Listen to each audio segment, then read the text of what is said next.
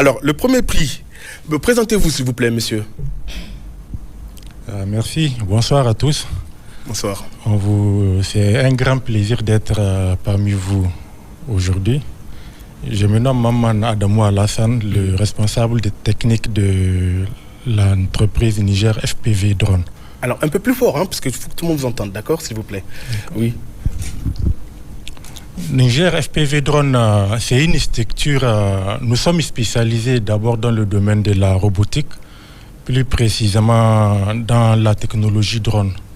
Ok. Donc, comme vous l'entendez, FPV, le plus souvent, on nous demande c'est quoi FPV?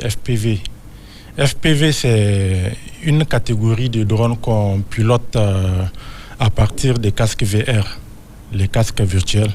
Pourquoi on utilise ces casques? Compte tenu de sa vitesse de déplacement. Oui. Donc, c'est un drone qui peut aller jusqu'à 160 km/h. Et compte tenu de cette grande vitesse, il faut se sentir à l'intérieur. D'où en français, le FPV, la vue à la première personne. Ok. Donc, on avait commencé avec ce genre de drone, c'était dans le cadre des loisirs. On s'amuse à faire la grande vitesse, à filmer une voiture qui roule à grande vitesse, comme par exemple dans le cadre des rallyes. Ok. Donc, ces 2 dernières années, on s'est rendu compte que le domaine du drone, on peut le rendre professionnel. Donc, pourquoi ne pas utiliser cette technologie pour apporter des solutions que l'on rencontre dans le quotidien? D'où la mise en place du drone agricole. Drone agricole? Oui, drone agricole. Ok. Donc, on a pu mettre notre premier prototype, un drone de dépendage. C'est un drone qui permet de pulvériser les pesticides dans le champ. Un drone qui permet de pulvériser les pesticides, hein? Oui, effectivement. Okay. Donc, cette idée nous est venue puisqu'on a eu à rencontrer pas mal des agriculteurs qui ont des difficultés de résoudre les problèmes qu'ils rencontrent. Oui, des problèmes de mécanisation, c'est ça?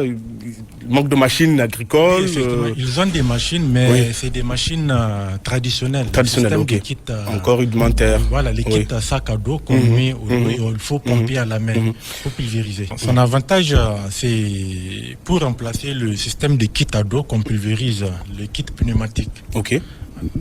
Donc, le kit pneumatique, pour l'utiliser, il faut pomper à la main avant de pouvoir pulvériser. Oui. Et quand on a une grande superficie, pour traiter une grande superficie à la main, c'est pas facile. Oui. Et du coup, l'agriculteur, il est exposé à des risques. Le fait qu'il respire le produit pulvérisé, ou parfois il y a des allergies. Quand le même produit pulvérisé, le vent le ramène vers vous, ça peut vous créer des allergies. Et en plus de la fatigue physique. Voilà, la fatigue physique. Oui. Effectivement. Donc, compte tenu de tout ça, pour un champ, un champ de 5 hectares, pour pulvériser à la main, il faut environ 10 personnes pour pouvoir accélérer. Et quand on n'est pas nombreux, on peut facilement perdre 5 à 1 semaine sur le terrain. Alors qu'avec le drone, au lieu de 5 jours, c'est en 2 heures de temps. 2 heures de temps? En 2 heures de temps, oui. Wow. En 2 heures de temps, le drone peut pulvériser une superficie de 5 hectares. Alors, vous avez parlé de prototype. Aujourd'hui, si le monde agricole souhaite acquérir votre solution, est-ce que ça veut dire que vous êtes encore dans la phase expérimentale ou est-ce que il y en a qui sont disponibles, que vous avez commencé à produire à la chaîne? Oui, tout d'abord... ou alors c'est un système de location. On loue vos services. Pour un début, c'est un système de location. De location. Oui, c'est un système de location. Puisque vendre ces genres d'engins, pour le moment, c'est pas trop ça. Il faut déjà la formation du pilotage. Dans le cadre réglementaire. Puisque un drone n'est pas loin de la famille d'un avion. Pour le vendre, il faut d'abord, pour le piloter, il faut avoir une licence de pilotage.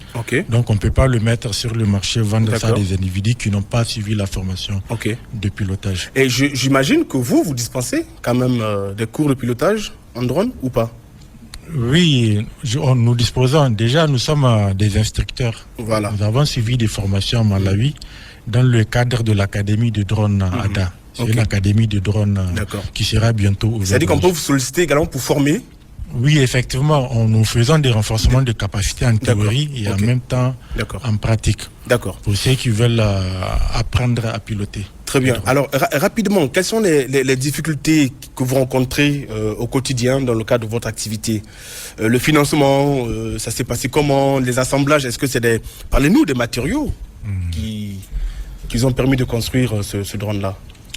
Bon, effectivement, comme toujours, les difficultés que nous rencontrons, c'est surtout toujours côté finance. Comme la majorité de nos drones ont été assemblés, c'est à fonds propres. Ok. C'est à fonds propres. Ça vous a pris combien à peu près? Un budget de combien? Le drone agricole environ, on a investi 1,2 million. Ok. Oui, notre premier prototype. Et ce premier prototype, c'est via un financement de la coopération allemande. Du VC for Africa qu'on a eu à le mettre en place. Donc à part ce drone, on avait d'autres modèles qui interviennent dans le domaine de la santé. Un drone qu'on a nommé drone ambulance qui permet de produire, de livrer des produits dans des zones d'insécurité. D'accord, drone ambulance. Drone ambulance. Donc c'est-à-dire que lui, il va là où les autres ne peuvent pas aller.